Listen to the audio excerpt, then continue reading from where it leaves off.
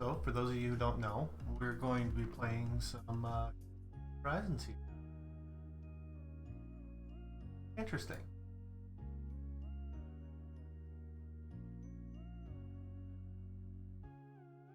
New world. That's supposed to keep it on.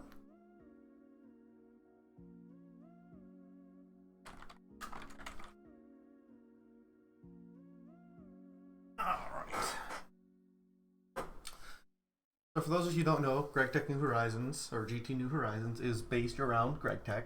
And if you're not familiar with GregTech, you're in for a treat.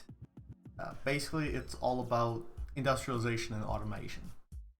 This mod pack has all of the other mods tweaked, all the recipes tweaked so that way they fit in more in line with GregTech style recipes.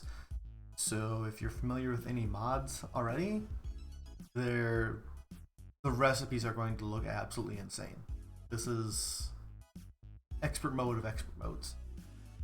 It's also very grindy in a lot of cases, so you need to overcome that with automation and scale.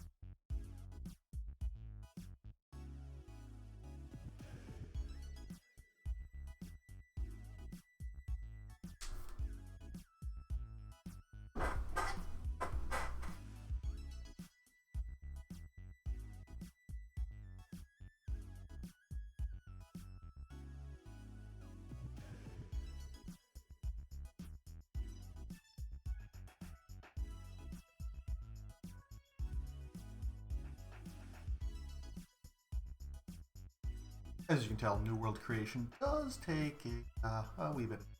Alright. Please let it begin. This is all from the multiplayer world that I was playing on. Out. Alright. So, first thing to do is quest books. This mod pack has a quest book or quest system incorporated into it. Open that up. Come in here to tier 0. Oh, that's big.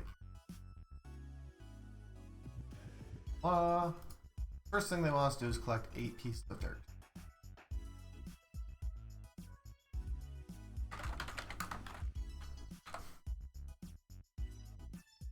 I just like to do that in case I want to do any kind of automations here. It's a free chunk loaded area. Anyway, so you can see that we have this bubble of protection as well. Because things take so long to load, they added in that as a safeguard for when you're trying to load into the world and things can't just come. Anyway, so got that. Next up we have a bunch of other things.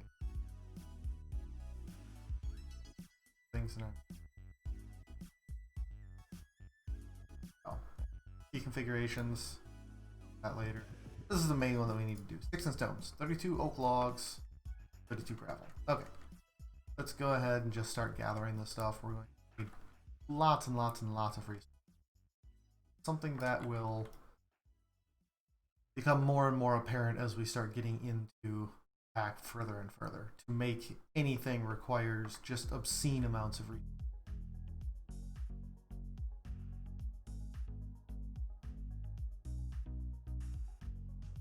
Our first things, normally in Minecraft you start out, you make yourself some wooden tools, upgrade to stone tools, and proceed from there.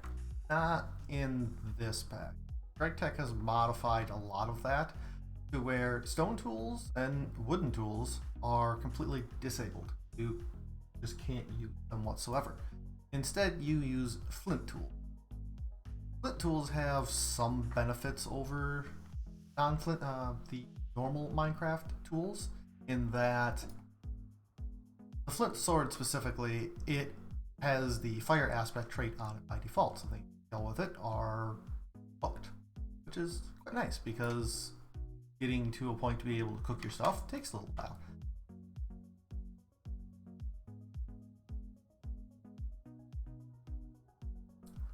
Need to find some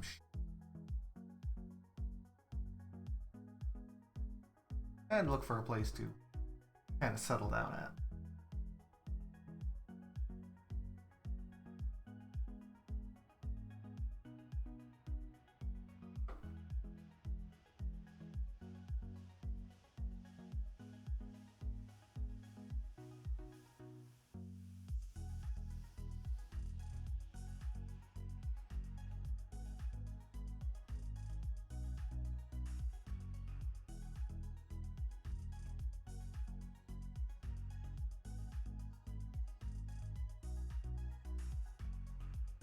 Also going to grab this little buggy. Water. Oh. Ready, let's go.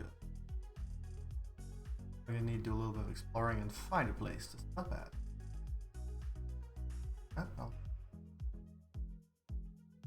So another thing that is done in this pack is infinite water is disabled. Only place that there is infinite water is inside of river biomes like this one, as well as in oceans. Everywhere else, water is not in. You gotta be careful when you're doing all of your crafts that require water, because the shoreline's going to get very, very quickly. And you'll also notice that things are dark. So there's a mod called Hardcore Darkness. That's what it's called. And basically it makes nighttime really, really dark.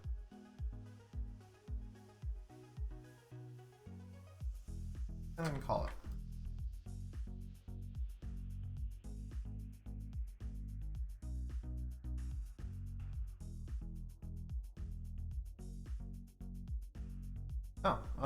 Map on top right. I don't know. That's just something that's been in there from the beginning.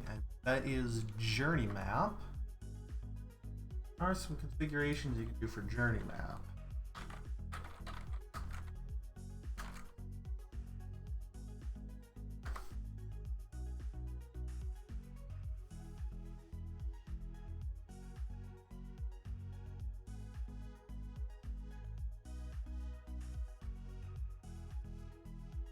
I'm not sure. I think J is the default option, so what you probably want to look at is one of these map presets and make sure that at least one of them is enabled, I believe. How it has to.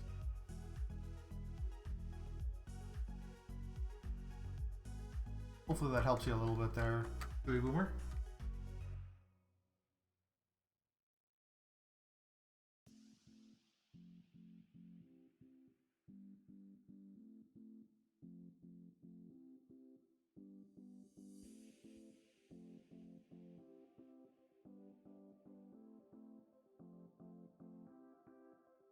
So I do know from playing this pack quite a bit before.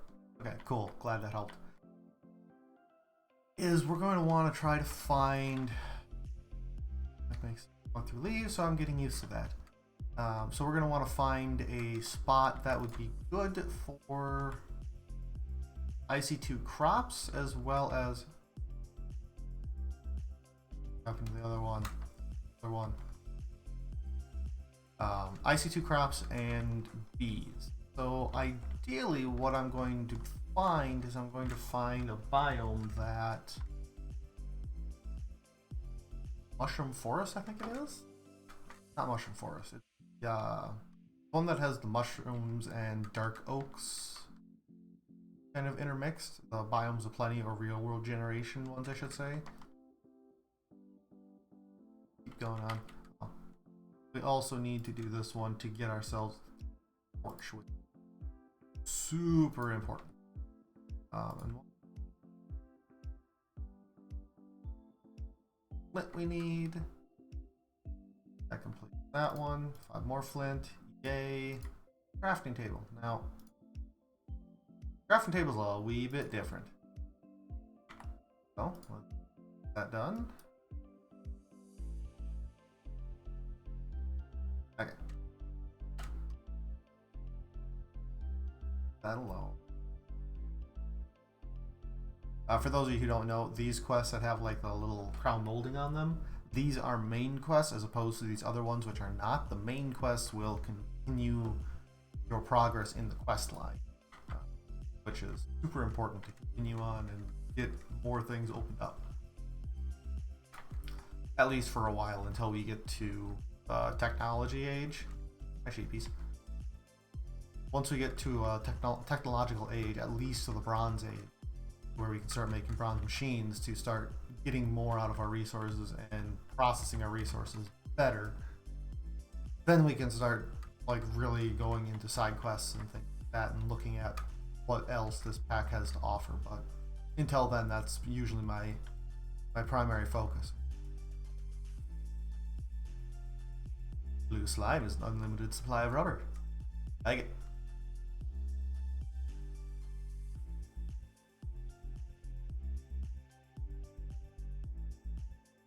So there is also the Spice of Life mod in the pack, so you want to be thinking about getting a lot of different kinds of food whenever you can.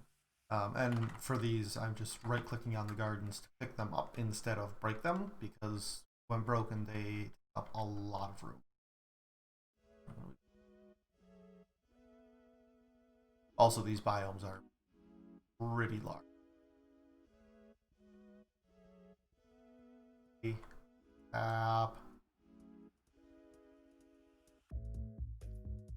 Nighttime is another fantastic opportunity for looking through your quest book.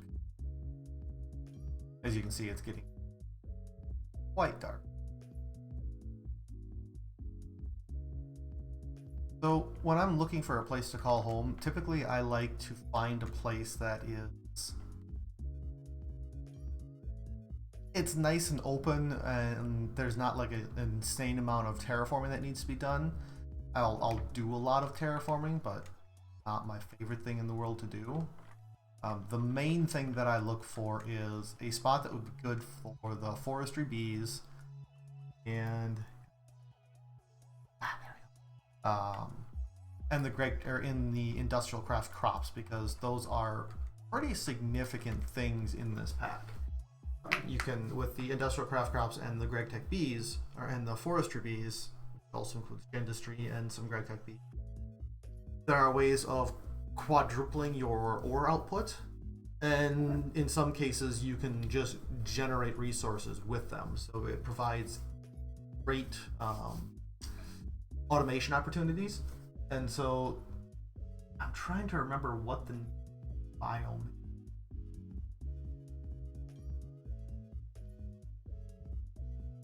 It'll come to me, and if I see it on the minimap, I'll know exactly which one it is.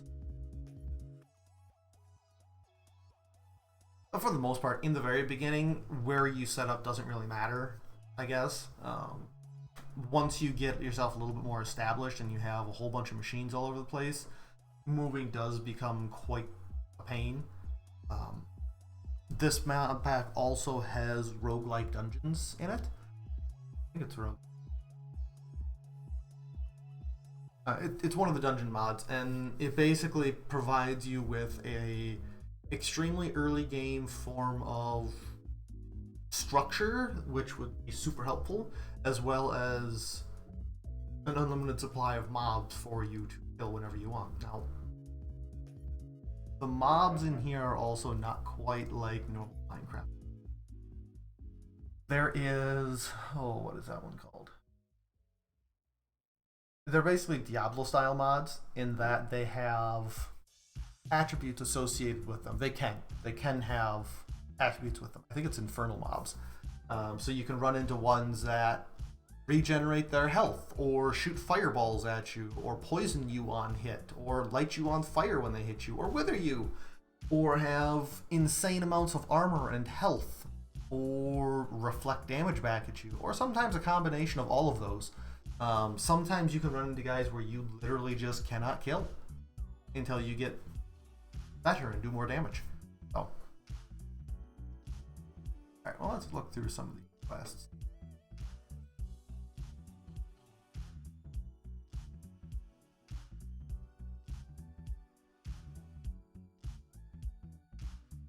And talking about the better questing, we'll just take that. Play back off, yeah.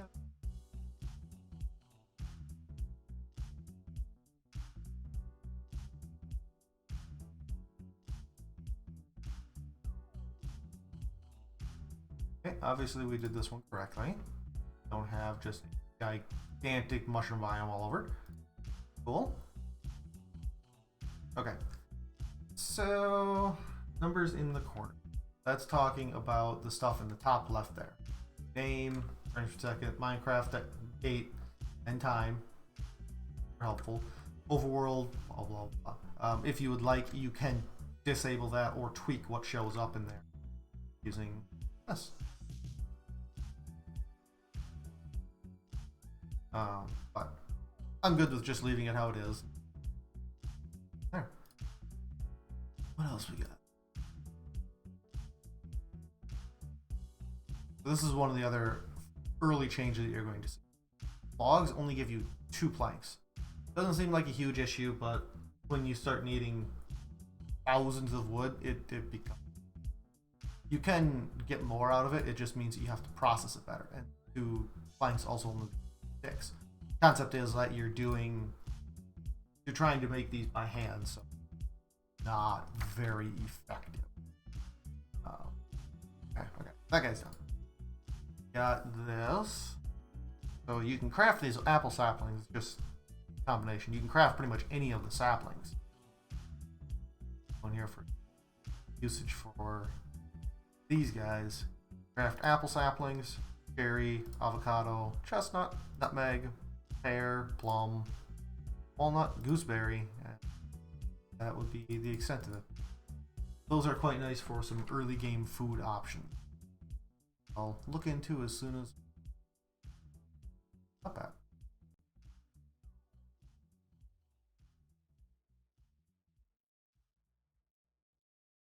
Early game chests are a little bit of a pain too. 4 logs, 4 planks.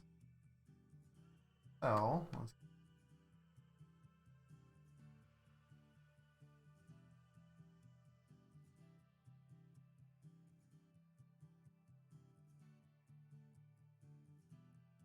Yay, chest!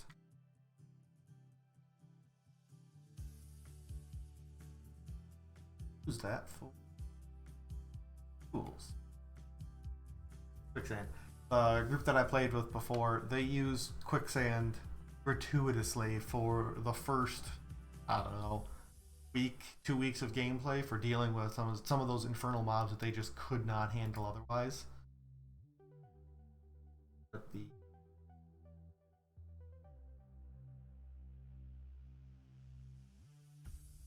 I can find that at some point. Alright. Double pickaxe, axe, and help.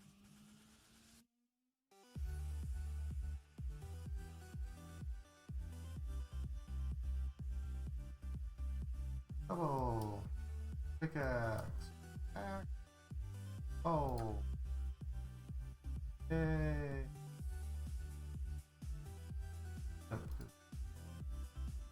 That opened up quite a bit. Will open up.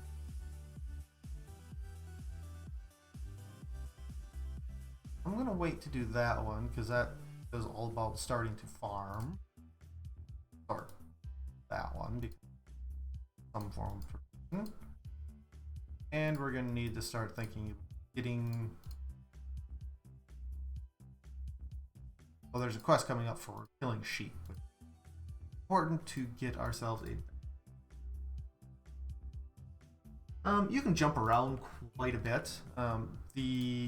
In the very beginning, you kind of have to go in order through the quote-unquote main quests, which are the ones with the crown molding, and it's also they stick out bit. They're bigger. Once you get to a certain point, it starts opening up more and more quests. But there's, as you can see, an insane amount of quest lines. So we'll pretty much stick with tier 0, then tier 0.5. Once we get into tier 1, that's when we'll start branching out and doing other things. And in fact, you'll have to start branching out and doing a lot of other things.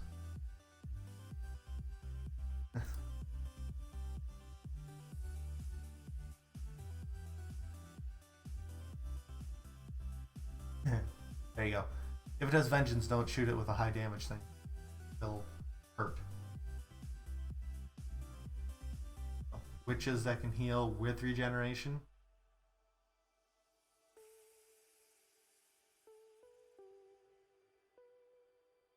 There's lots of fun things waiting for the player in this pack. Ground creep. Oh my god, these things are a nightmare. So when they explode, yeah, as you can see, it like fills you with water and ground. Yay! That's not the worst part. You have to deal with all the silverfish that are in the rocks that it creates, and they're all infernal. It's kind of a nightmare. That happened to me one time, and I refused to ever let it happen again.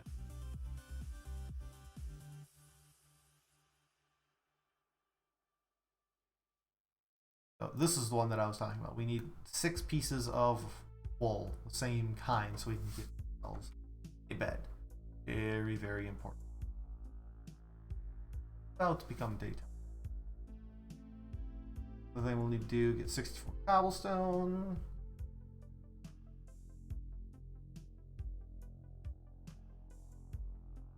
Big one, but it's not fast. But I know that we need that anyway. Alright, well this one is our primary focus right now. Stuff up and yeah, just took over the daytime.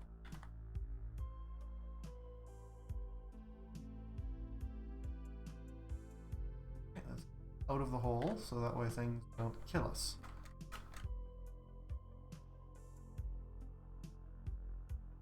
Brutish.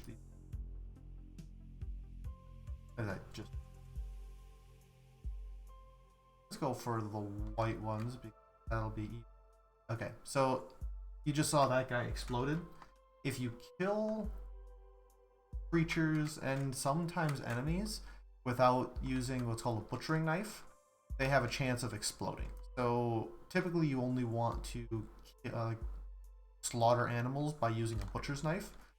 Well, I think you can also use a regular knife, because if you don't, they can explode. Ow! Poison ivy. Oh, that's really annoying. So health regeneration is also almost non-existent. So this guy also is from random things, and you can pretty much just ignore them later on. They almost have until much later.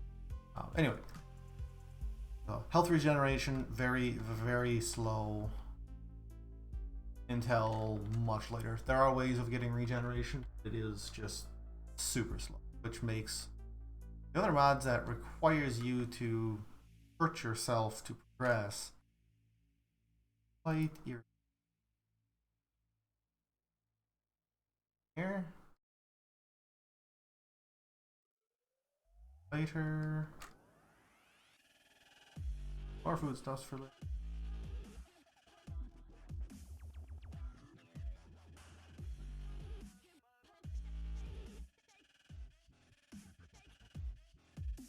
I'm not gonna. Yep. So these here are rubber wood trees. These will become insanely useful in the future, to the point to where it is absolutely critical that you get them. So I'm just trying to get myself a sapling right, so that way I can take it with me and more of them wherever I choose to set up at. Which looks like we're getting into snowy biome, which are the least biome. So which is weird because I love snow in real life. We didn't get anything from there. That's okay.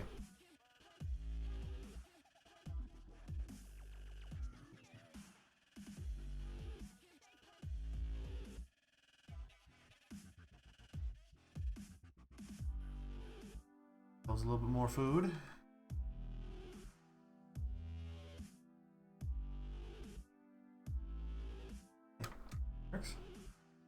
there, you can stay.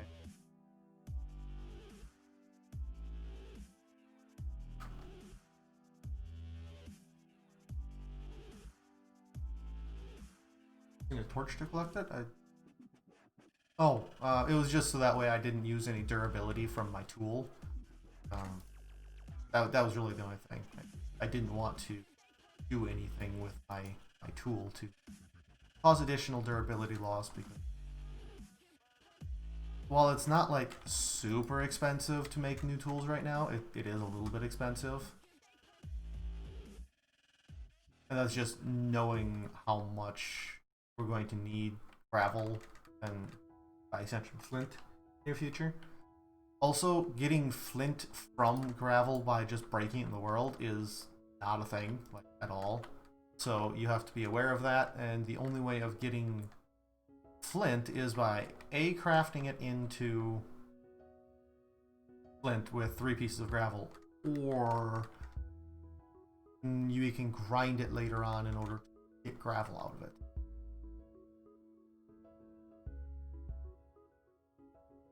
When I play this game, I'm very conservative as far as I try to conserve all of my resources as much as I can, because if you don't, that means that you have to spend more time going out and gathering even more stuff that you could be using for making things or building automations, so that we don't have to spend so much time building things. Oh god, we gotta get away from that tree.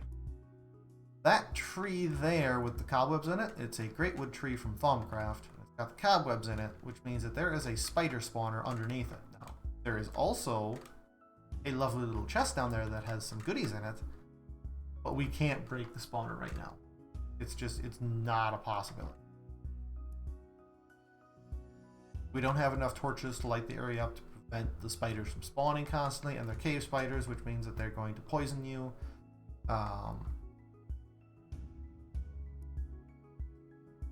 And then it also takes an extremely long amount of time to break spawners in this. So with that, yeah, we can't really tackle that right now. It's also not really worth marking it to come back later. It's going to cost a lot of those.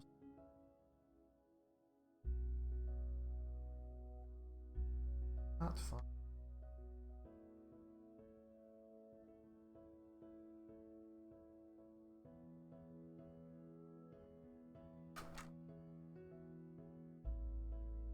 Piggies for your contribution of.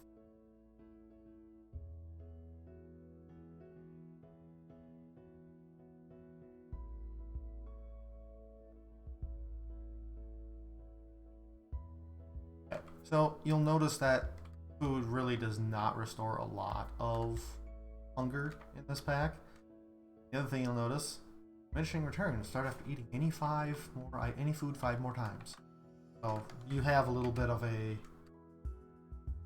leeway in the beginning. Berry bushes.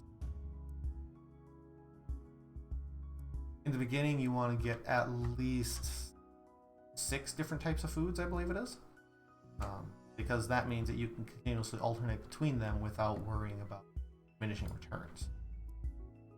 Food is definitely an issue in the beginning. I like to tackle that as like one of the first.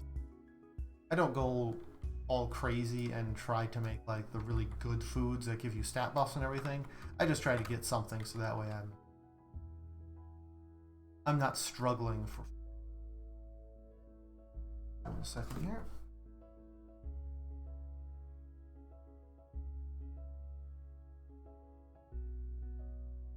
Important. More of these. All of these.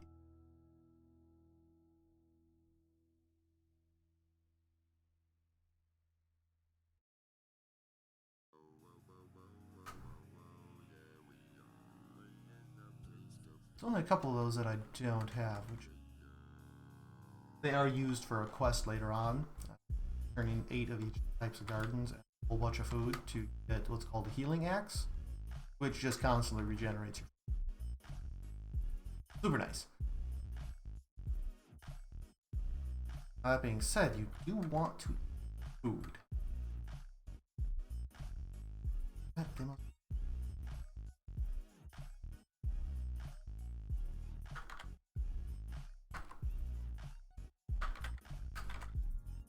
Okay, no, they didn't. Cool. So there is, as you can see there, it's called Food List, and that is from these guys. You don't have to worry about these guys. Awesome. The Food List is from Spice of Life Carrot Edition. Okay. Those guys we need to avoid like the plague. However, I do want to mark them.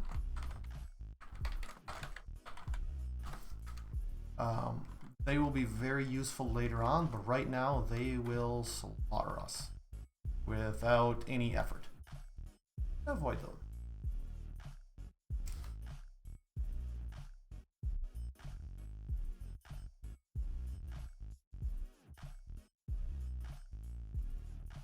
That is not a fun thing to be. That spawns essentially giant zombies, and I think they're almost always infernal when spawned from that, so yeah. Oh. We're gonna give that a wide berth.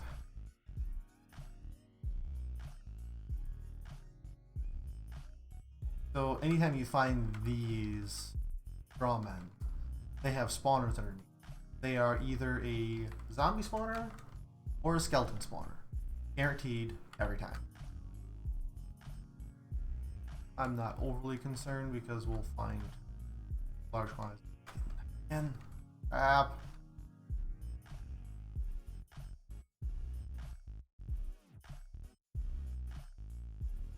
Berry bush, let's collect.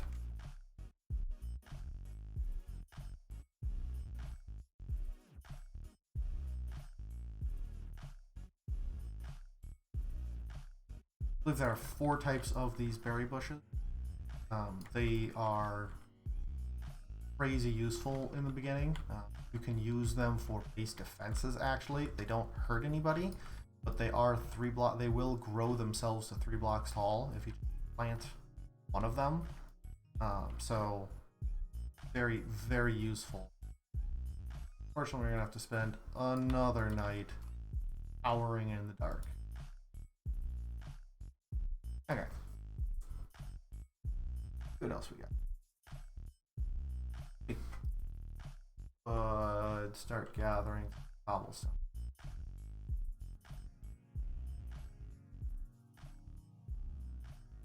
That would probably end up being a smart idea.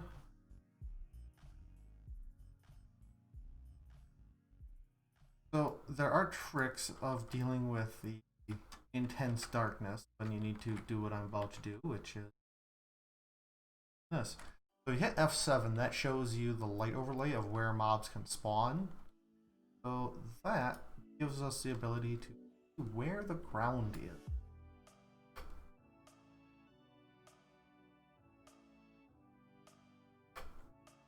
Cool.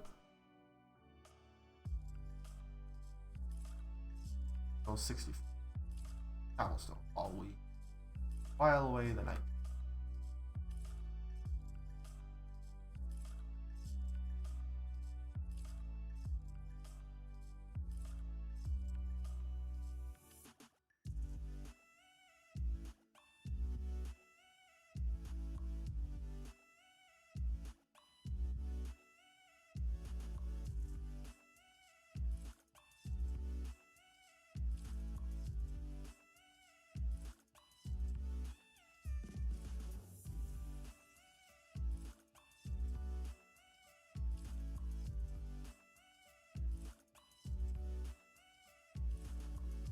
And because I really don't care about this area, I'm not worried about leaving on spawning bits.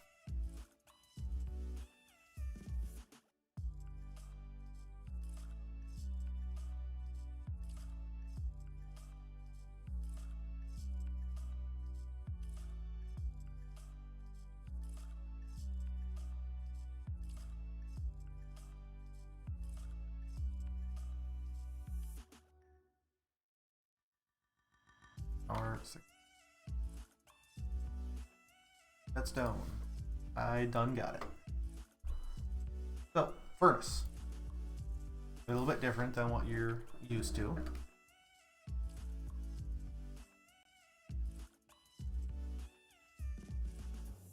Definitely running out of room here. Okay. And a lot of these quests will give you loot bags.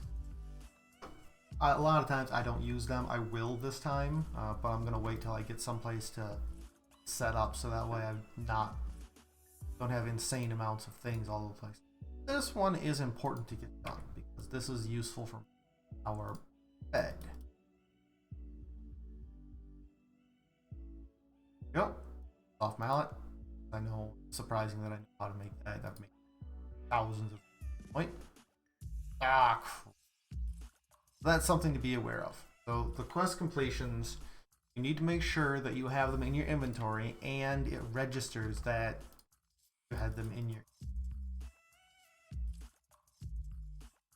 That guy, it registered that. Turn all these into sticks for now. There we go. Now that one's complete.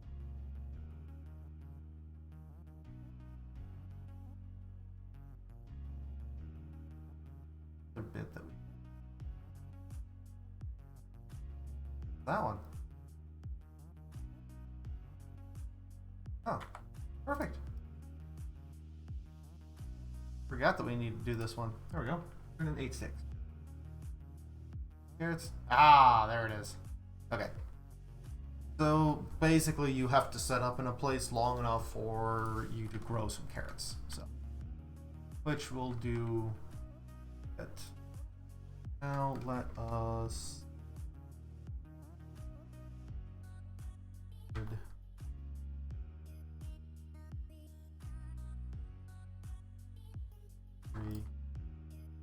6 items. Yeah, screw it. That'll just be easy. Things that I don't need. I don't need you. I like to keep everything. Feathers. Don't need the feathers. Not for a while. Those can go. They're not super.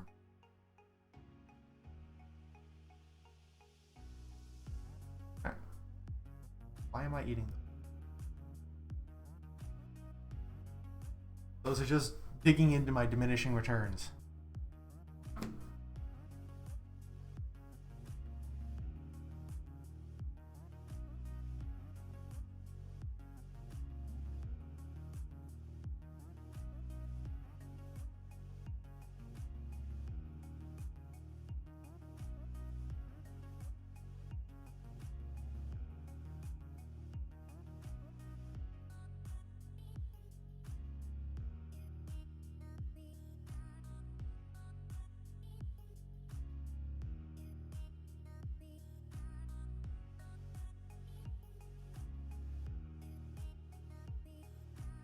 I had to respond to a Skype message from work. We'll get all of these cooked up. Either we can get those later. Alright, so that strips down our inventory a bit. That really we've got 4 inventory slots of it. Not the greatest thing in the world, but you know. It's fine. Oh, I'm sorry. 3. Not about the.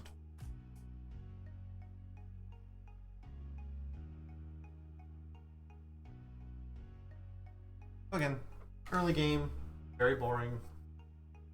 We'll get there. Once we find a place to set up, when things will be a lot better.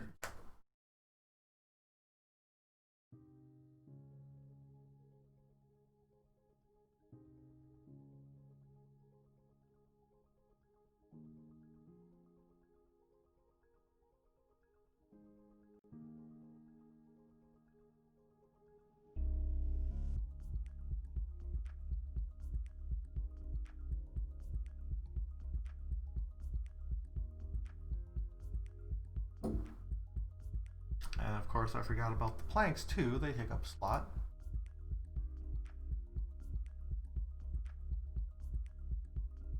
Oh.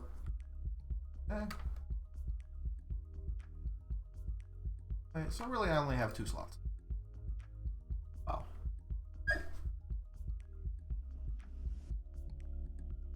Right now, I'm primarily just looking for a location and picking things up along the way, and no, I really haven't found a good location, but I haven't traveled that far. I do know that if you follow the rivers, you'll end up running across different biomes because the rivers are like a separator between biomes. So if I'm just going to continue to follow those until I find a biome that I actually like. Could take a little while, unfortunately, but long term, it'll end up being much better having the kind of area that I'm looking for at the base as opposed to having to go somewhere else in order to do the crop farming because that takes a lot of time, and I would like it to be in my base location so that way I can be processing things and doing the crops simultaneously. Otherwise, you have to spend a lot of time separate. I guess while we're doing this, see if I can find the crop or the specific biome that I'm looking.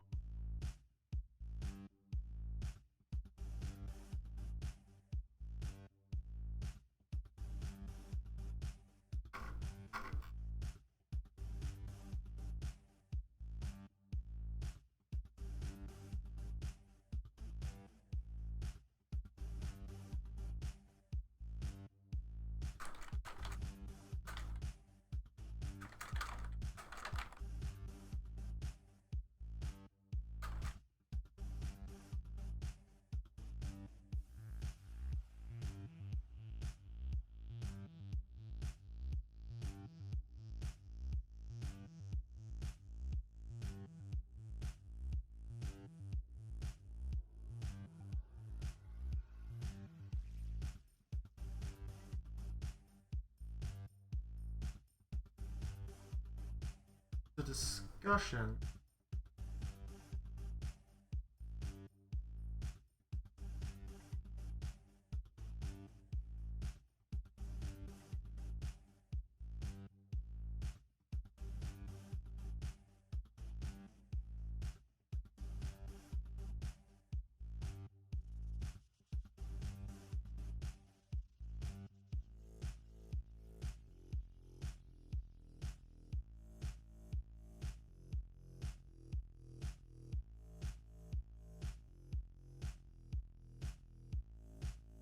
I think I found the discussion list.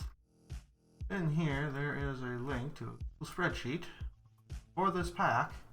List the best places. Fungi Forest, I think, is what it's called.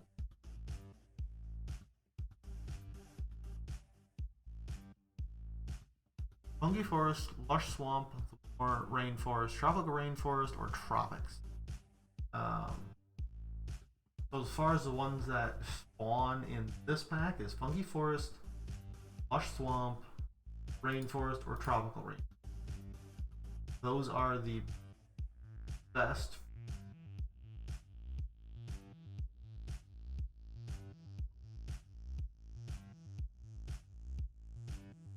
So I think I'm going to try for a rainforest or a tropical rain. Right, daytime. Crack this guy open. Our torch. And continue on our way. Try to killed by the fire zombie.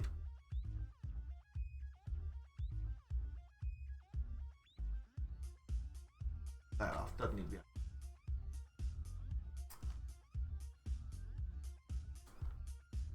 Last time that I had set up in the multiplayer world with a friend, we ended up setting up in the.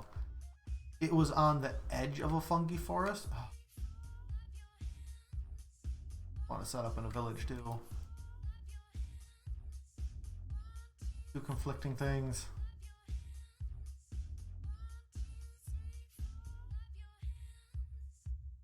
It's a dead swamp. It might not be terrible.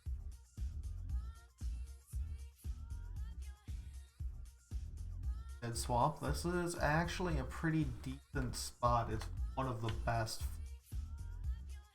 setting up for crops. And there's a whole bunch of villagers here. The thing I don't like is it looks so bleak and. Well, I don't know. I kind of want to set up here, but the other part of me is telling me no, don't. Break into stuff in here.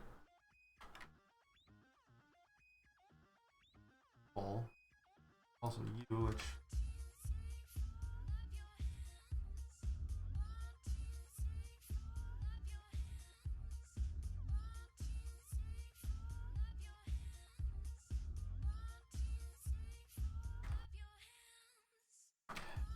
I want this crafting table quite badly. Crafting station, they're super useful for early game stuffs. I'm going to grab this.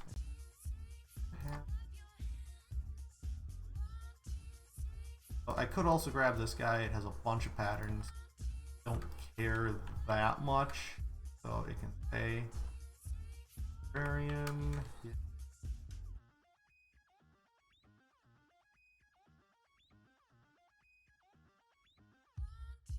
There. Oh, one of quests. Go. And we got some extra food. Now with that, a bed. Oh, we have a quest to make a bed.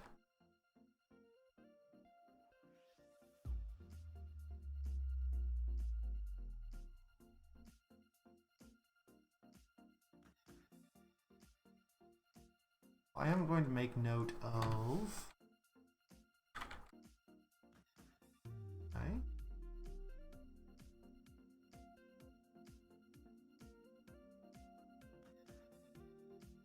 Yes, it could have something. Probably not.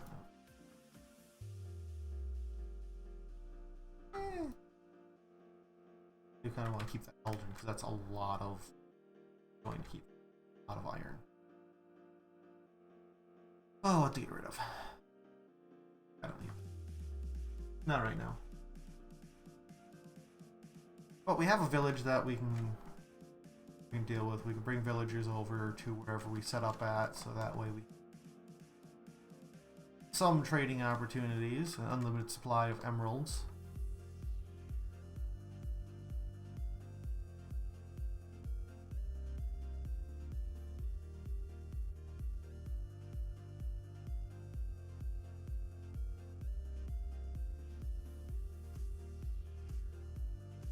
If I can't find something soon, I'm just going to end up setting up somewhere just to start progressing. Then we can move everything. It's definitely going to take a little while to get to industrial age far enough to where it matters. I always wanted to make like a gigantic treehouse, but I know that would be a bad idea. I would burn that thing to the ground and meet. Specifically, I was talking about the giant trees over there.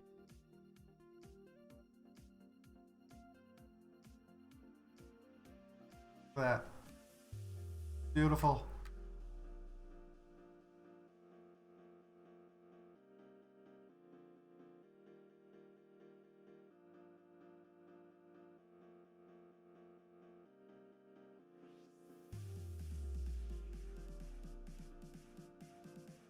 Now later on, there are ways of actually changing what the biome is.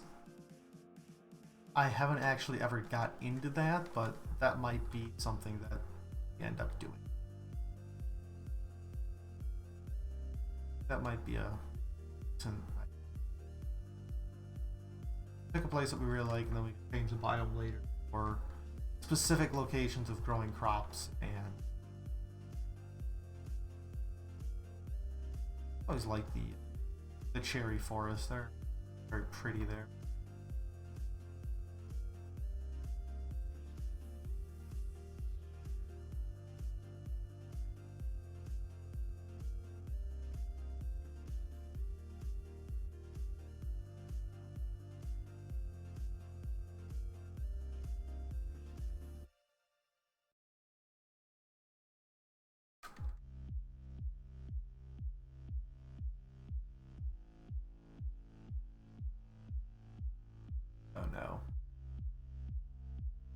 That's not.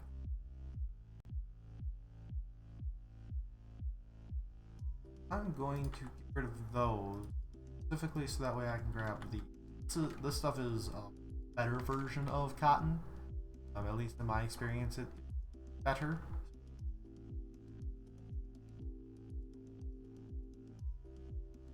Out of inventory slots.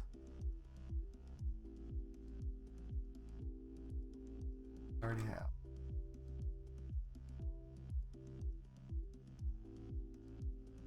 Or unless I run across something important. Desert dune area. Like mahogany tree. I believe that is indicative of a rain. The thing that we would want then is make water around.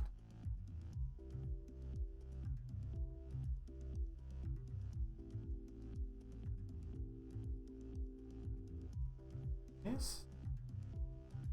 Tropical rainforest. Alright, let's scout around this area. See what we're dealing with.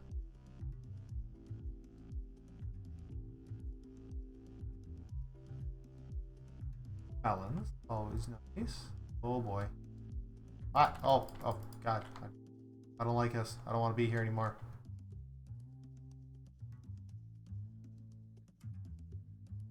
Oh god, things are chasing me.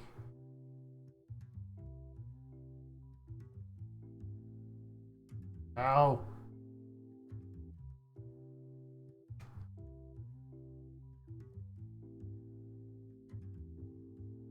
Okay, I don't like the tropical rainforest anymore.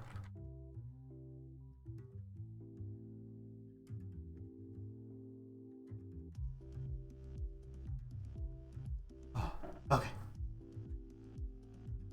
Oh. There we go. Mission return start one more time. So, as you can see, by looking at the food bar, it's not even flashing anymore. That means that nutritional value negative 25% because I've eaten so many times in the last number of. These guys haven't eaten yet, meaning we're good. So basically you can eat it 4 times before it starts having diminishing returns, I believe is how it goes. So you basically, and I think it's the last 20 or 24 items count. Yeah, 20 food items all that night. Forgot about that. So as long as you can cycle through food enough in that time, in that span, then you're good to go. So apparently my oh,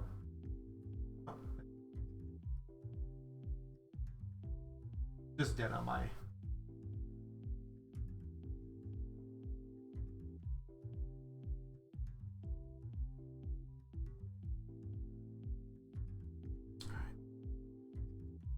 Guess we could also bed. So looking at how the bed's made, it's a little bit different than what you expect. Carpets, planks, and fences. Requires a lot of wood to is a problem, but it also isn't. So you don't have enough. This is the one we have to do. That's six planks per fence, 3 logs per fence right now. So we're looking at 15 planks in order to bed. We got 10. Good. Part of me wants to go out and gather just enough wood to do that, but that'd be a bad idea. Probably die. Oh, there's water there. AE2 meteorite there. Big old oil well there. Actually a decent spot. Judging by the proximity to this, there's probably another river right around here. What I'm going to do is, this becomes morning. I'm going to run up here, go around the forest, check out around it. I mean, I don't have to set up inside of the jungle biome. I just want it nearby. That way, it'll be loaded when I'm in base, and I can take advantage of it. So.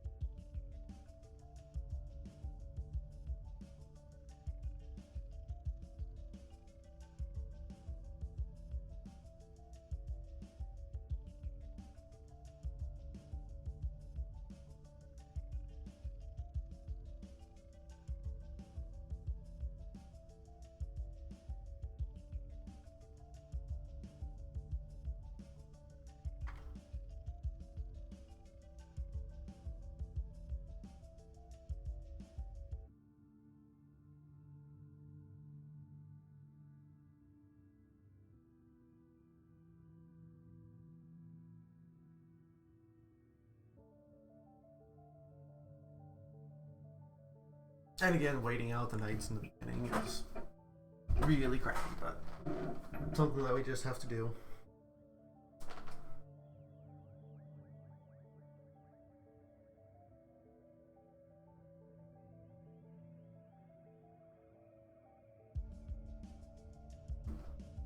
But I do think this is a pretty decent area. It's got the things that I want. So I think we'll probably end up setting up maybe over.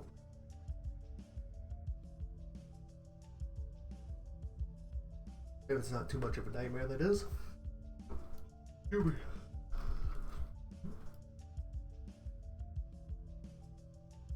We also have those giant trees available to us should we choose to use them.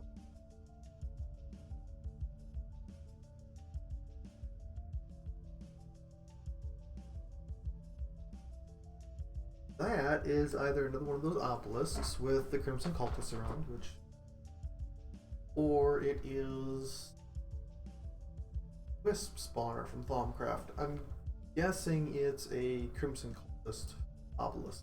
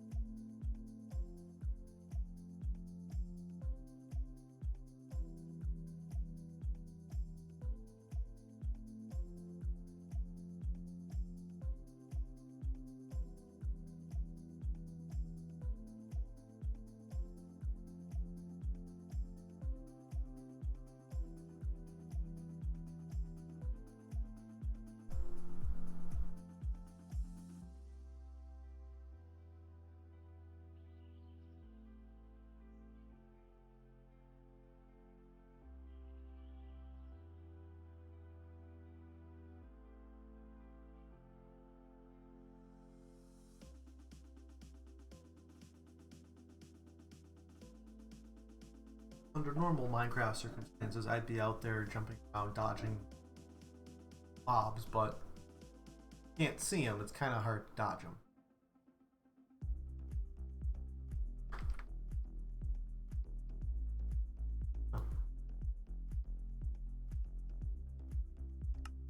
Nothing sounded a little distant.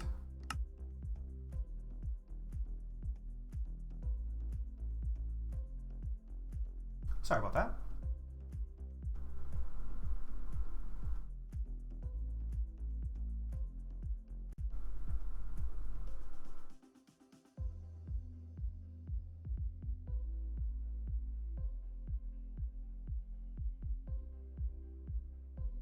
Hours going.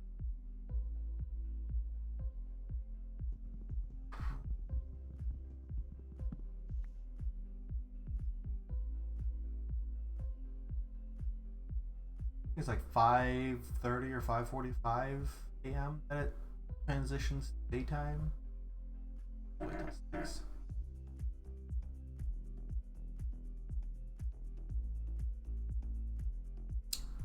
Creeper nearby me.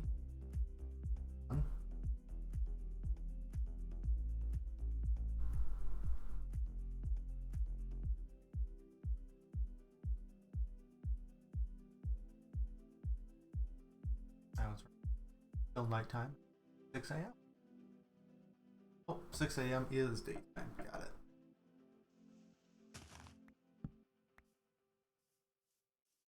Right. Oh god. Oh god. Not good.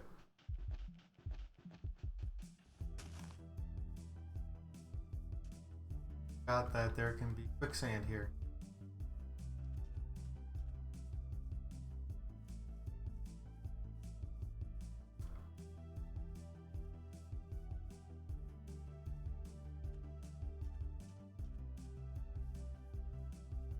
A little hot desert there.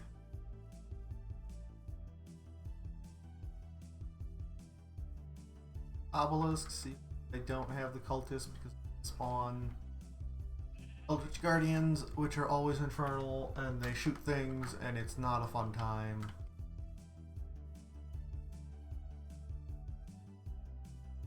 Benefit of being by a jungle is that means it would be common. Craft?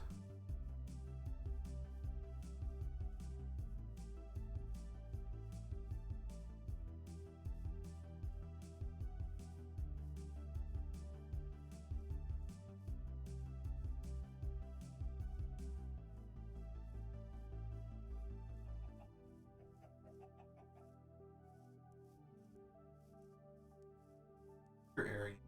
That's highly unusual.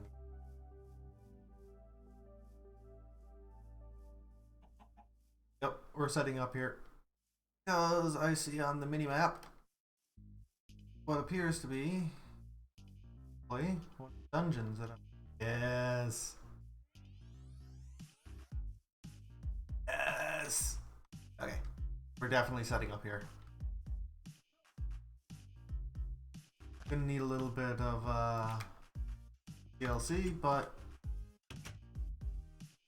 okay, we've got a lot of spots here that are not like super good, but there's a bed. Oh my, oh my. So we can get around super annoying bit. Aha! Success! Okay. So this one, this is a... Oh, yes, those are beehives. They do exist. Sorry about that, I missed that message. So this one we do want to do, but it's not critical that we do it right now. It's still a few tiers away from where we actually need to use that, so we're going to hold off on doing that. And we're going to put all of these other ones off to the side for right now because up 0.5 and that would okay. So Back down and unload.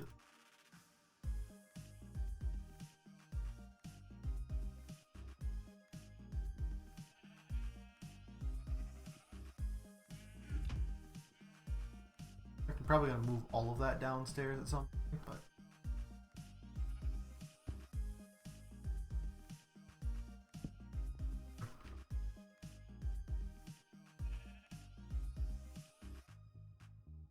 okay, there we go. That's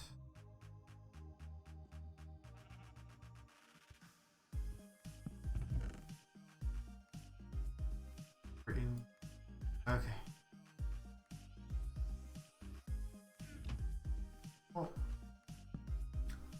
Well, then we do that. So this spirals down to a landing, and then there are 3 pathways off that are they have iron bars in front of them, and it goes into a sprawling dungeon that will go all the way down to bedrock. So 85-ish levels of dungeon. So yeah. Next. That now that.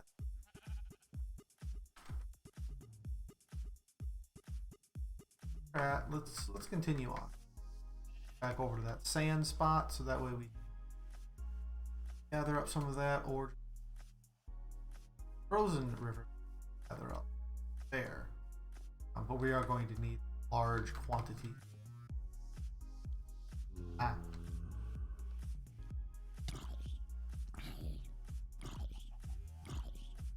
I'm pretty good about not getting hit.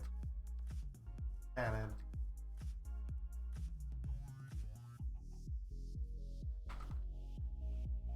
So if we come over here, Forest Hive. So there's a lot, if you're not familiar with of Minecraft in versions from forestry, then there's all kinds of different bookmarks. Yeah.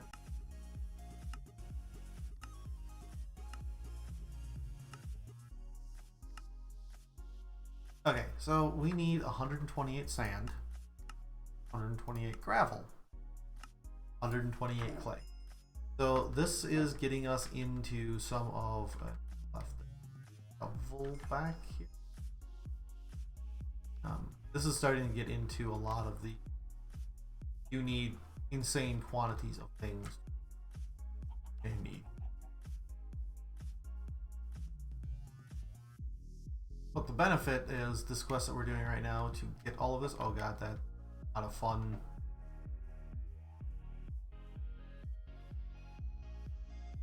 That was a Gatling zombie.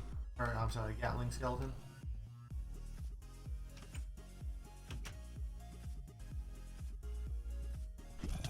Oh god, oh god, oh god. No, no, no. Whew. Okay, okay. Got this.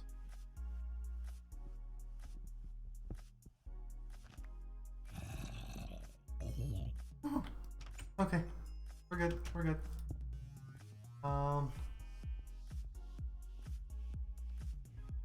Yeah, that was not fun, but we did get iron pants out of that nightmare. Okay.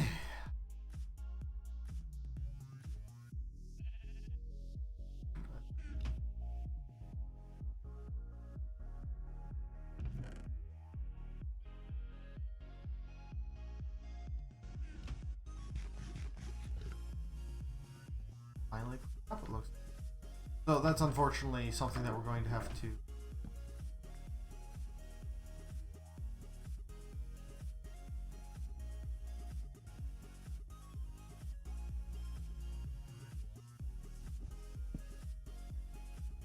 Still gonna be bots. Quite like. Still see it underneath there, so.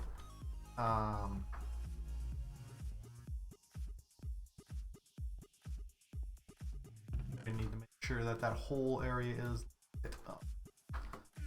Alright, so as I was this guy. Right click that guy when it's in its closed state. Right click on it, we can put in food items. And then shift right click. Now anytime that you go to eat this, or to use it like food, it will automatically pick the one that best fits what you take advantage. If you need a lot of food, it'll use something that has the largest amount of nutritional satisfaction for you. It's just a nice way of dealing with Spice of Life, having to have so many different food types. With that, you don't have to care quite as much. And what? All the red.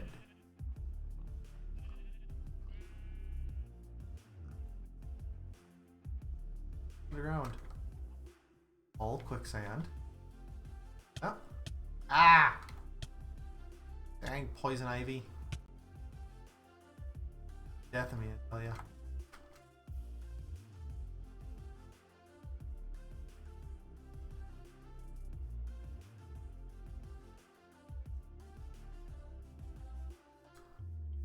I think what I'm going to do is, because I know where the sand is at, I'm at my first target for gathering.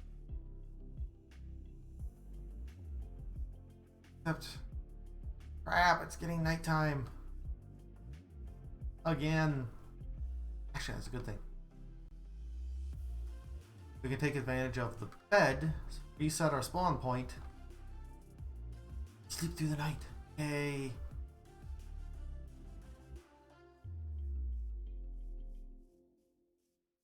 Not paying attention. I'm gonna hit that and let navigation back.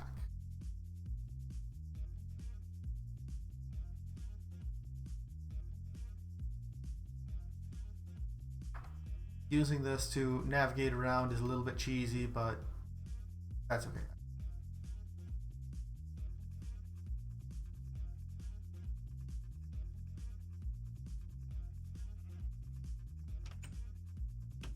Okay.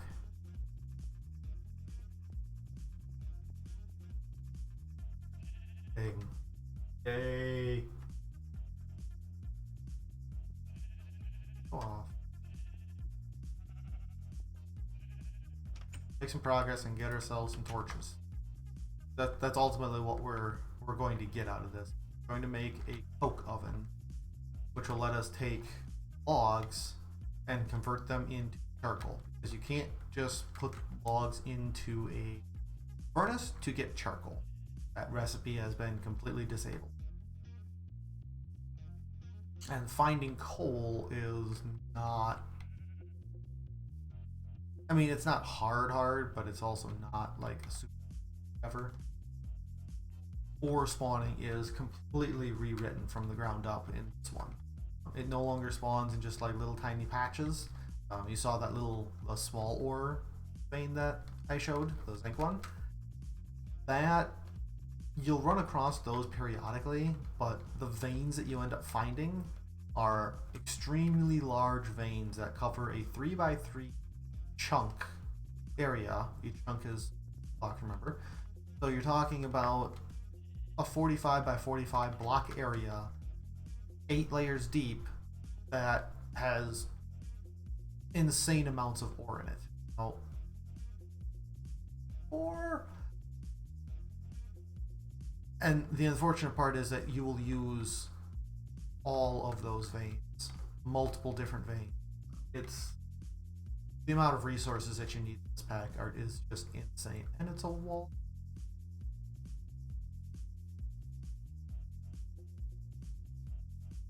Got little bits of water over here. Nice.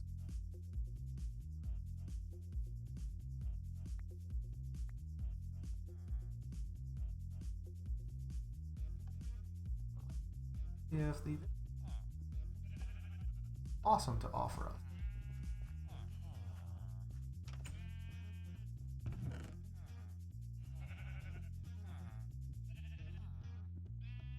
I'm going to take finding. That'd be quite useful.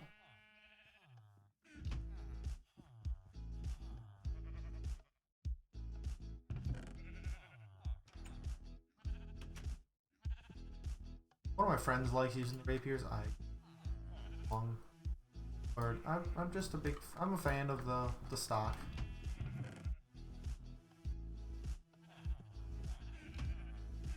So I definitely like having multiple of these. The more of these you have, the better. It allows you to put a crafting recipe into them, and it just stays there. So it's a great way of starting a crafting process without having all of the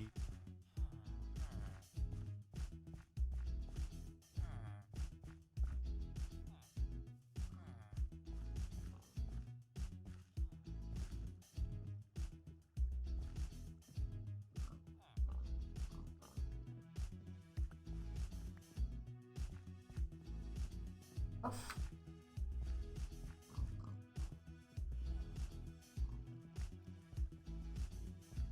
Might as well as much as we can. Oh.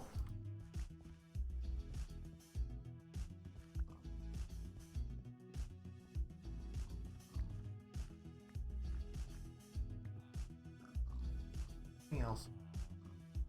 Cauldron here.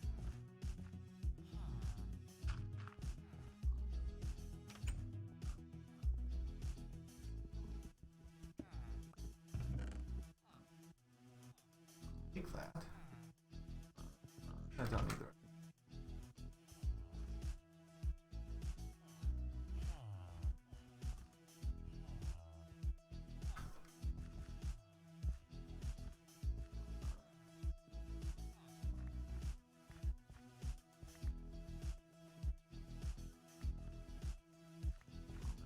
Alright, I think we're done pillaging them.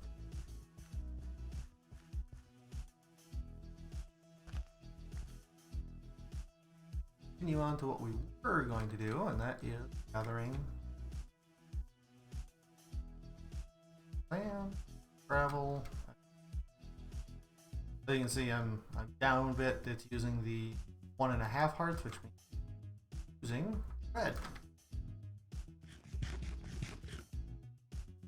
Red again. And red again. It'll probably do bread one more time if I was hungry enough for it. And then it wouldn't do bread anymore because it's not filling anymore. Be detrimental to that as far as your reserve.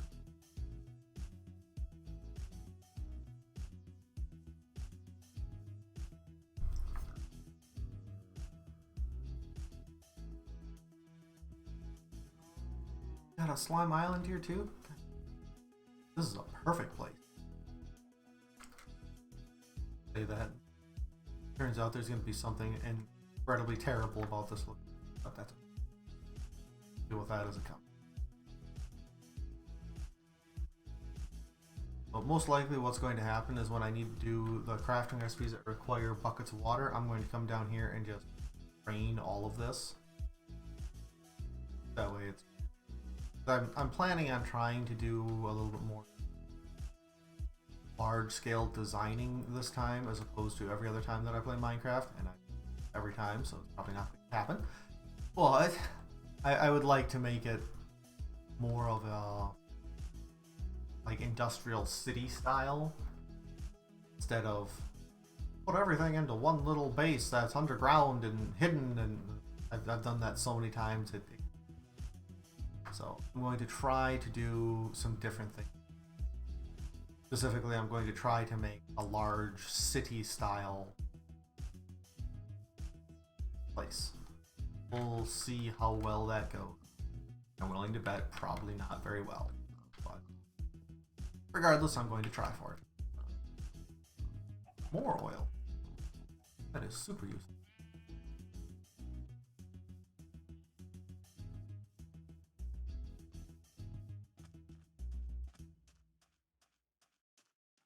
Stop.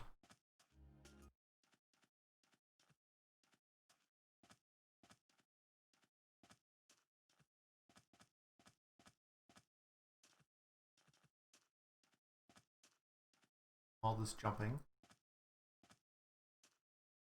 The view from on top of one of the mountains. Or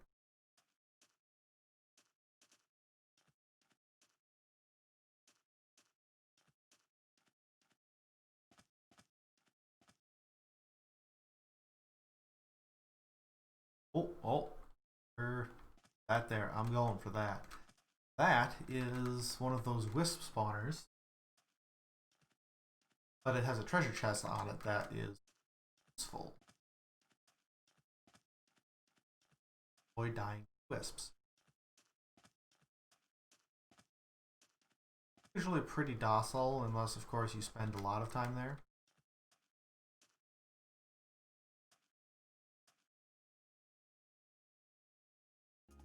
Watching too.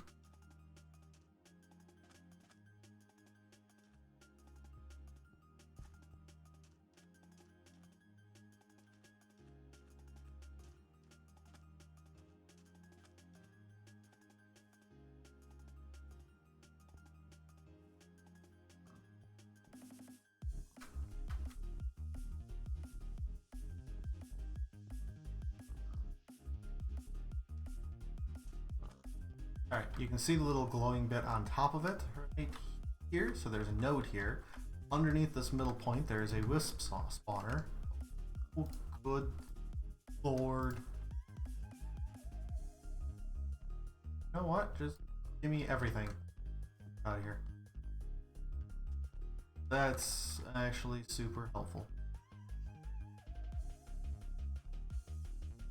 Okay, so wisps shouldn't be spawning. These things, you can see that it is just insane amounts of food. These I'm going to be saving for when I get into a boss fight. The benefits that you get from these are just absurd. Like strength, resistance, jump boost, so many things. So cobalt brass, magnetic iron, tin, and your binding agent. We'll be using that for a very long time. Magnesium, long time. Manganese, long time. Zinc, steel. Okay, well, we got some good stuff out of that. The broken relic of Mjolnir.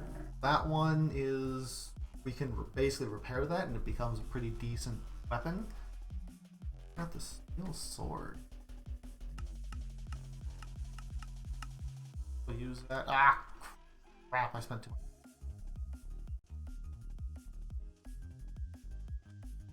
Well, I think I'm going to be spending the night out here this time, somewhere. Maybe I'll spend it. Fortunately, I don't have a torch this time, so I can't really take it here and things at night. Sorry about that, but we'll be getting over that issue soon enough. Say soon enough, but okay.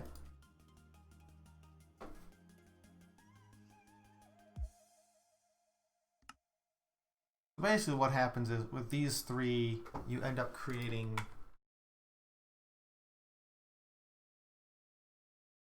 I think it's these unfired coke oven bricks. Smelt them all, turn them into these coke ovens.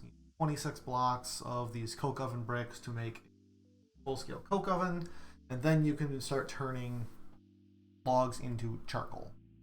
Yay. But there's a lot to it. There's advanced stuff and it gets a little crazy.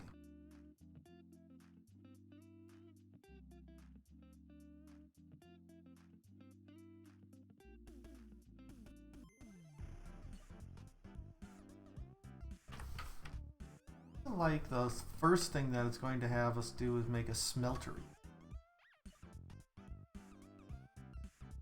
Weird.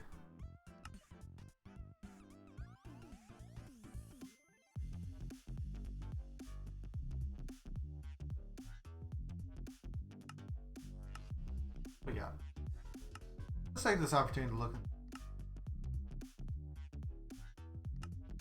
starting in farming stuffs. Mud armor, absolute trash. Mud armor, which is absolute trash, but not quite as trash as the blood armor. Still absolute trash. I'm just probably going to for those till later. Multi-block gold. Okay, so very important things that they're talking about here.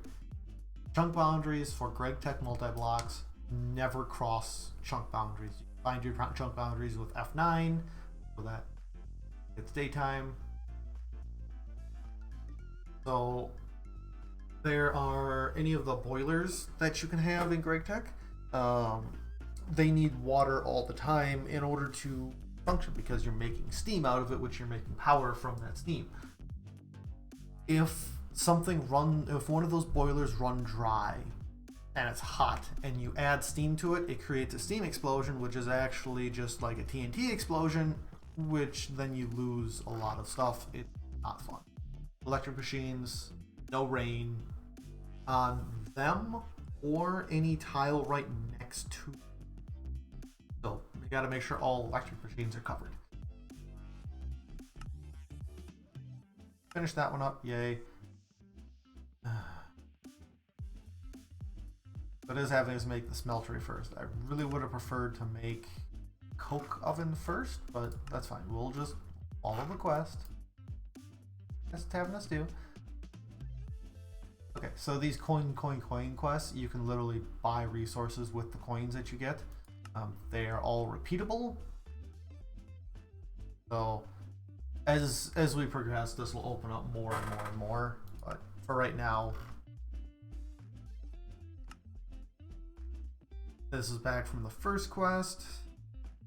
Silverwood and Greatwood stuff gets you into thaumaturgy, but we can't do that till we get to the Twilight Forest, so there's no point in even doing anything till we get to there, which means midway through the low voltage.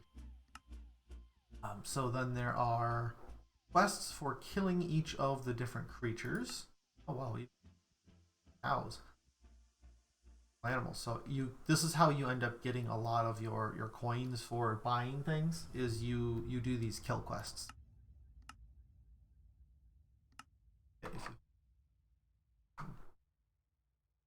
There is I forget how long of a timeout there is on these, but once you complete them, then go ahead and wait a certain amount of time and do it again. These heart canisters, they're hearts of hearts as well, will become very useful because you can end up making a grand total of 30 additional hearts for your character. So survivability, very useful. So any of the hostile mobs, it's a significantly lower quantity of them than what the passive mobs are. Understandably so. I actually have to spend a little bit of effort to kill them.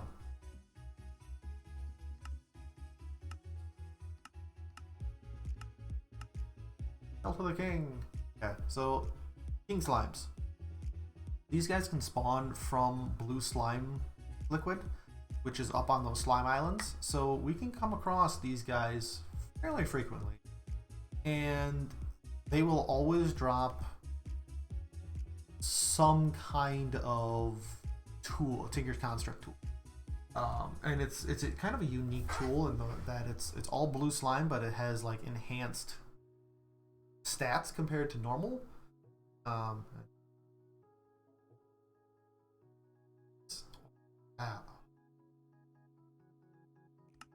Anyway, aqua creepers. I haven't actually ran across these recently. They used to be everywhere in every body of water. Now I think they're only in like oceans, which I'm not even aware of any oceans that actually spawn. So chemist for silverfish. That would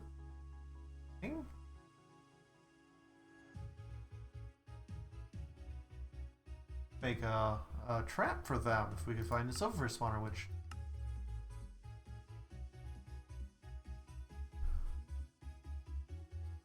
dire wolves, yeah, they're really mean. Bats. With Thaumcraft, you'll end up running across an insane amount of these guys. Fire bats are just the worst. Slimes.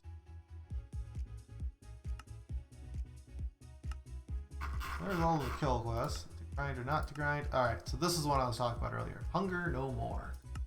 So with that, it wants you to turn in 8 of each of the garden types. Okay, no problem.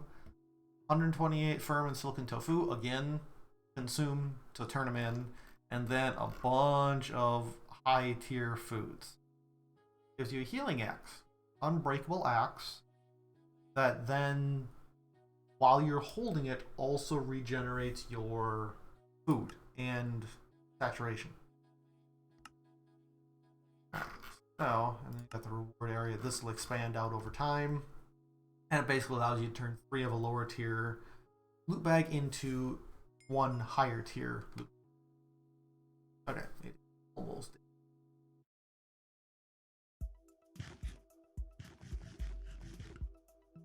Okay, now we're down to 1. That's because this now has a reduced nutritional value. So, 5, 1, and 8. Or 1 and 8. So yeah, it switched over to using the cooked chicken as opposed to continuing on the bread because it's super economical for me to eat that. So those are actually really useful to have. It's only 3 slot. There is the lunchbox, which is a bigger one, which I believe that has 6 or 7 slots to it. So that's a super useful thing, which I think there's a quest later on to make it, but we need metal for that, so we'll get to that eventually.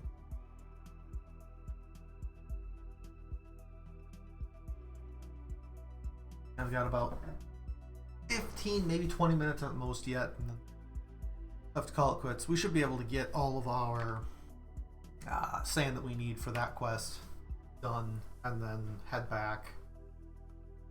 Thing that I want to look at. Probably a decent bit of gravel over here. Look at that. Otherwise, we're just gonna have to go along the river, gathering up all of the gravel and clay that we can. Like I see gravel, a bunch of gravel there, clay. That one's clay. There's quite a bit. Ooh, lime trees there. Nice. Yeah, this is actually a really nice little spot. Got a really cold area. We've got a really hot and wet area, desert. There's a lot of hardened clay, which we will use medium voltage. Very beginning of medium voltage. Great. Got a village nearby. That's really awesome. One of the first times I played this, I actually set up in one of these walled-in villages. And me and one of my friends, we went around, just lit everything up. That was our primary goal, is just to light up the entire village and make it fortified. So that became our base of operations. So 2 stacks of sand.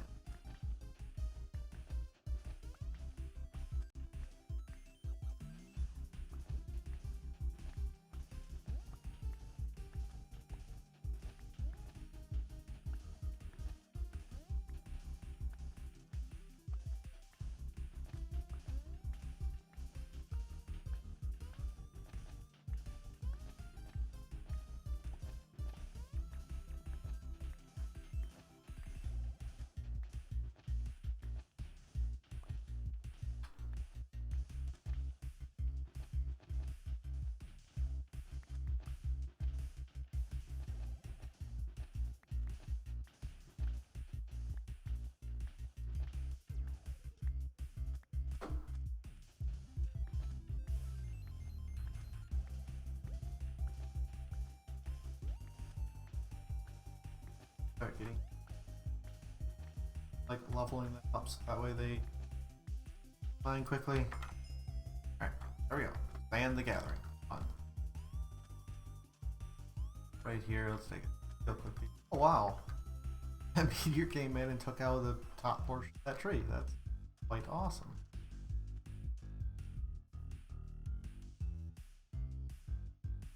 There's a little bit of gravel, not much there. Not really worth the effort to go through it and try to gather it. as soon as we get the coke oven, one of my plans is to like go through and completely destroy the entirety of all trees in that jungle, so that way the jungle spiders don't spawn. Memory serves, their spawning is on jungle leaves inside of a jungle biome, or just on tree leaves in a jungle biome. I don't remember which one exactly. Regardless, such a burning passion. Mainly because of all the times that I played Better Than Wolves and had to go to the jungle in order to get things and died to their hand. Fuck.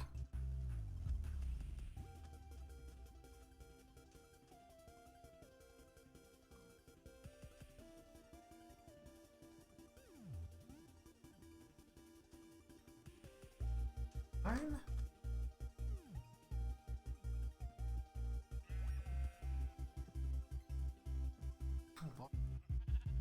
Zombie in there.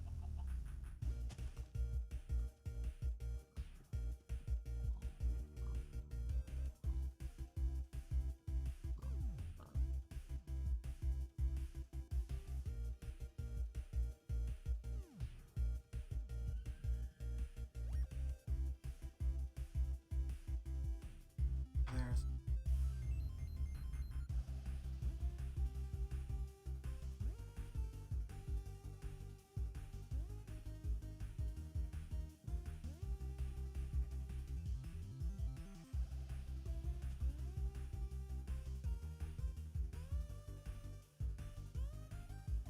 oh, grab that one.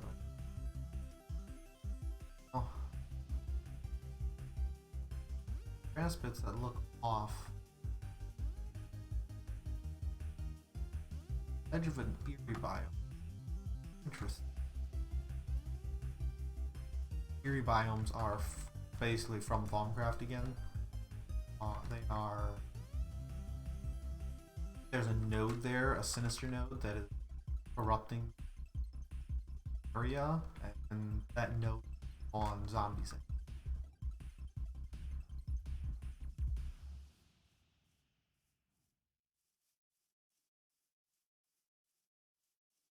On up the coast to get back home and gather as much gravel and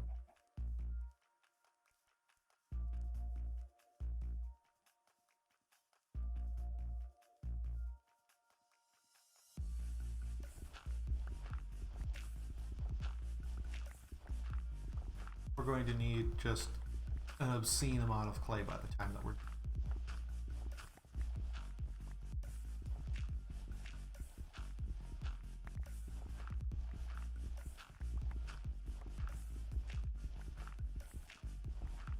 But for starters, we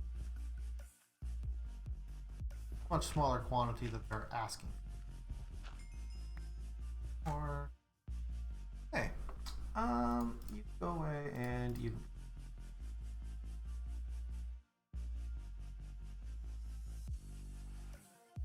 Travel time.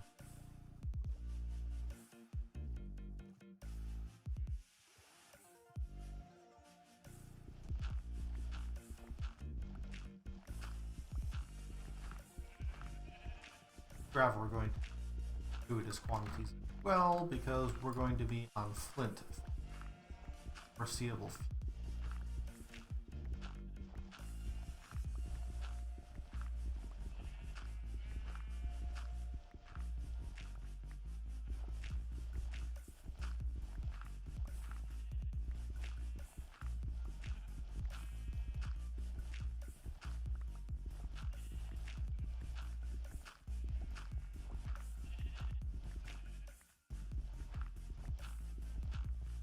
Nice. All in here. I'll partial stack my back.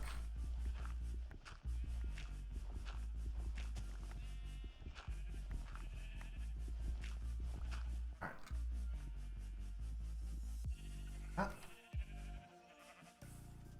More gravel.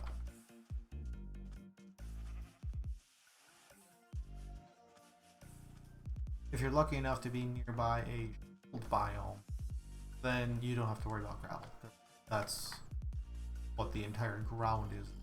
A gigantic portion of gravel. Lucky with gravel spawns on the fortunate.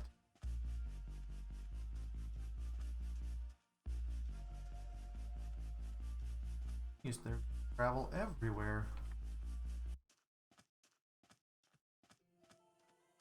Oh. Bio.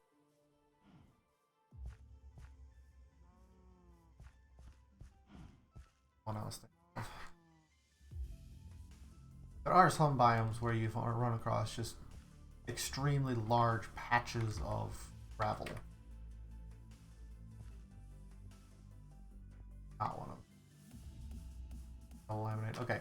So a thing to note is that when you run across these small ore veins, it's indicative of the type of resources that are underneath. So that would be an iron vein. That would have brown and yellow limonite, as well as banded iron and malachite comes with it. That's what that ore vein ore type. Gravel and great.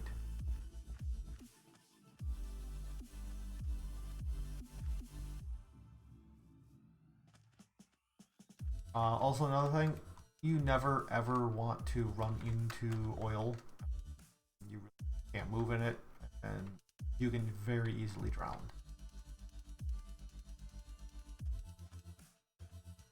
Working app.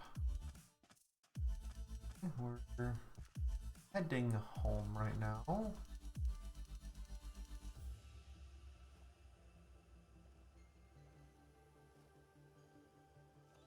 Starting to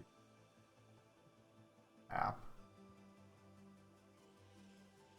Have to dive underwater for travel.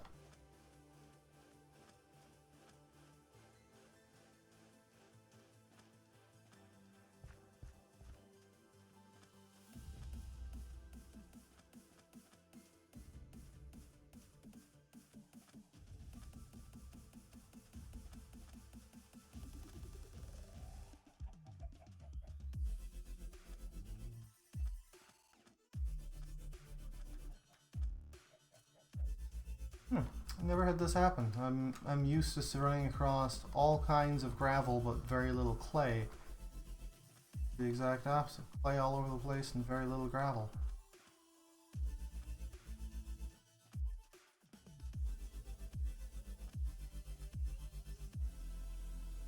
Well, gonna have to dig in for the night, unfortunately.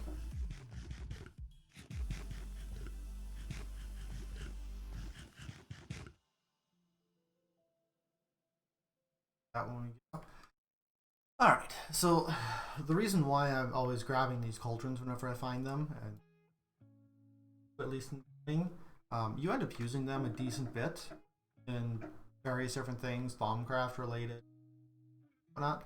But to make a cauldron, you need 7 pieces of iron plate. Okay? Make an iron plate. In the beginning, that's 2 iron a piece. So 1 cauldron is 14 pieces of iron. That's a significant amount of iron. So I recommend grabbing those whenever you can, just because it's gonna save you early game.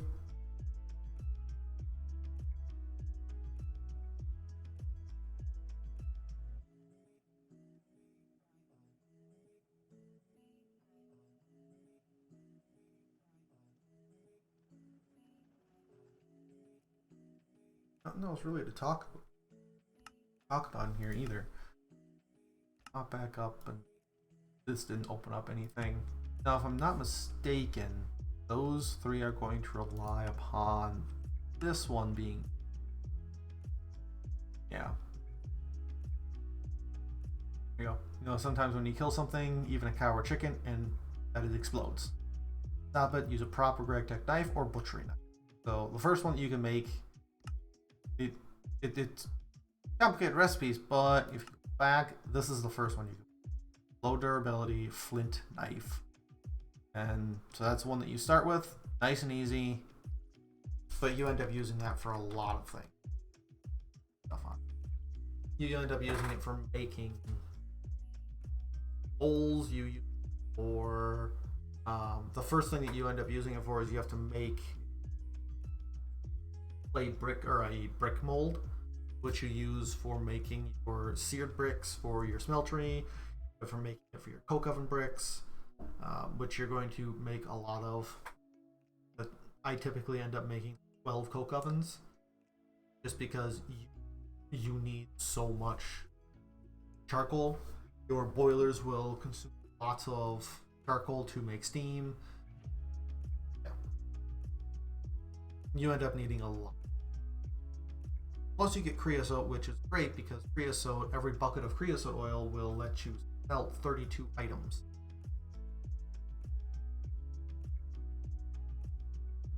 Thinking I was going to be done right now, but I don't want to get back to building and then call it quit.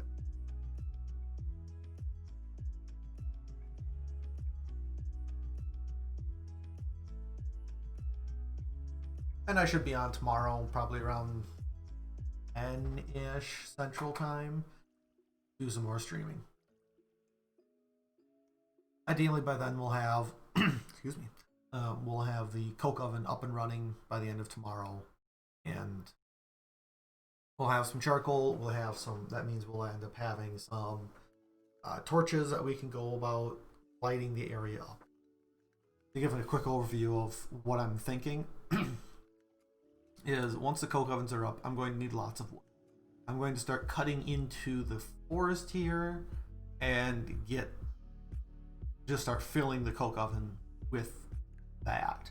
And then I want to start doing some terraforming and like flatten out the area. I'm going to start with these 9 chunks, this 3x3 chunk here. Get that flattened out so that way we have something that we can work with. And then I think what I'm going to do is I'm going to start doing a little bit more like terracing style, kind of moving with the terrain, so that way it's not like a super flat area everywhere. But I do plan on basically expanding out to cover the entire jungle and some of this area here. This mountainish area I'm going to flatten down quite a bit. But I would eventually like to have this whole area here be my industrial complex, and build a road down to village so that way we can do some trading with it. That's kind of what my plans are right now. They will evolve over time, but I'm really thinking that I'm going to build some like tailor fit buildings for everything.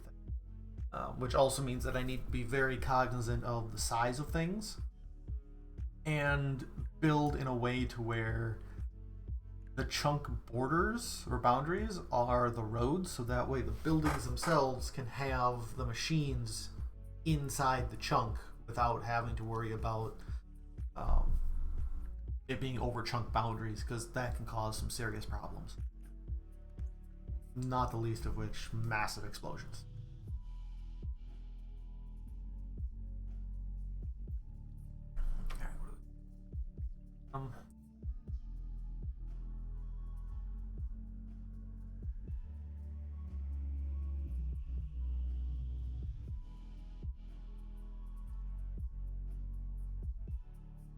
That right there is a hobgoblin hut. Neat.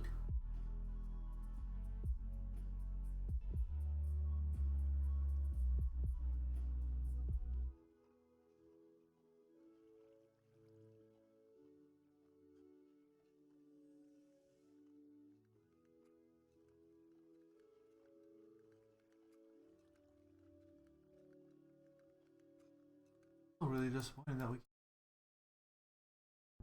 Ooh, that's a silverwood.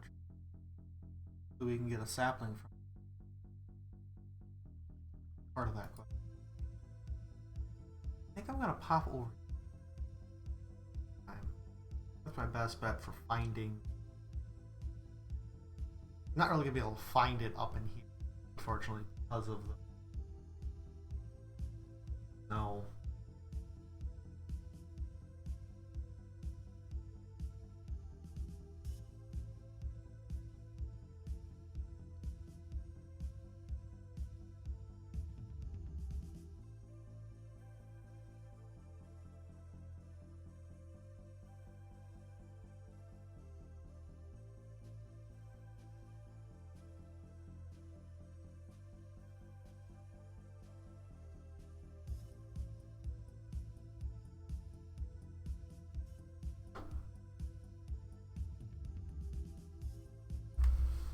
I'm just trying to see if I can see any gravel on the map. It's difficult to see. Really?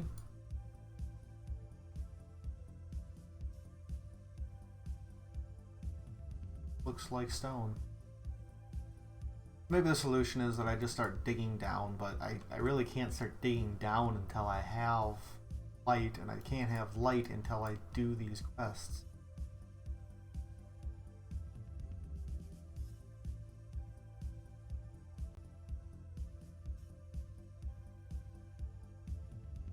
But it's almost done.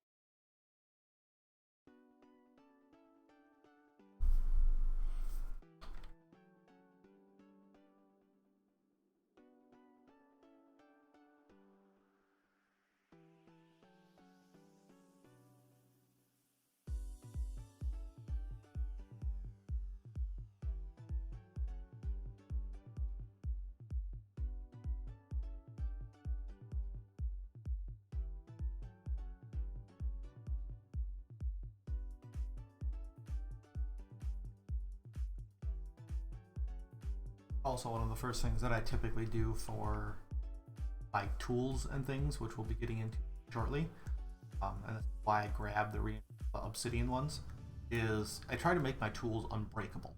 That is one of the first things that I do because I hate having to spend resources on tools. I just like them to be always amazing. So that'll be what I'm focusing on first, is trying to get them. I'll use all modifiers available to get unbreaking up to level, or reinforced level 10, which makes them unbreakable. This is a good step in the process from the way they're already.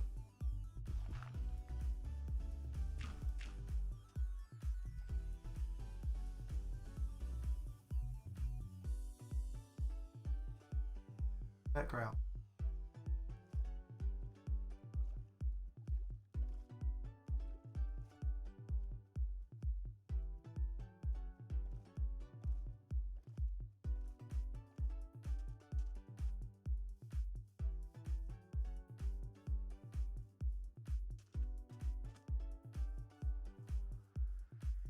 More clay, more sand.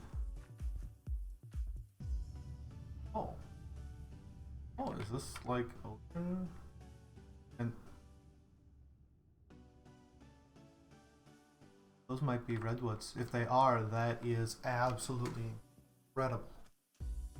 I found that's probably one of the best sources of wood in the game, is the Biomes of Plenty redwoods. I want to get those.